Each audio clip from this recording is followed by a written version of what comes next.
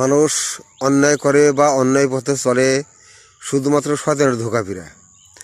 শয়তান ওই মানুষকে ধোঁকা দিয়া অন্য পথে নিয়ে যায়, অন্য রাস্তায় নিয়ে যায়, অন্যায় করতে বাধ্য হয়।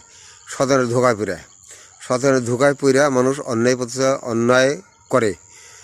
কিন্তু শয়তান যার ইমান খাঁটি ইমানদার, যার ইমান ভালো আছে, খাঁটি ইমানদার, তার কাছে কিন্তু শয়তান ভিড়তে পারে না, তার কাছে শয়তান যাইতে পারে না।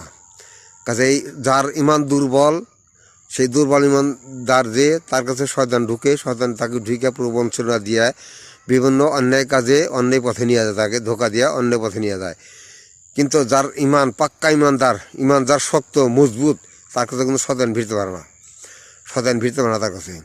কাজে শয়তান কাছে ভিড়তে পারবে না। একটা দোয়া আছে, এই দোয়াটা হলো আউযু বিল্লাহিল আজিম ওয়া বিওয়াজিহিল কারিম ওয়া সুলতানিহিল কাদিম মিনাশ শাইতানির রাজিম। এই দোয়াটা যে পড়বে তার কাছে শয়তান ভিড়তে পারবে না। এই দোয়াটা খুব কঠিন একটা দোয়া, এই দোয়াটা পড়বে সর্বক্ষণ।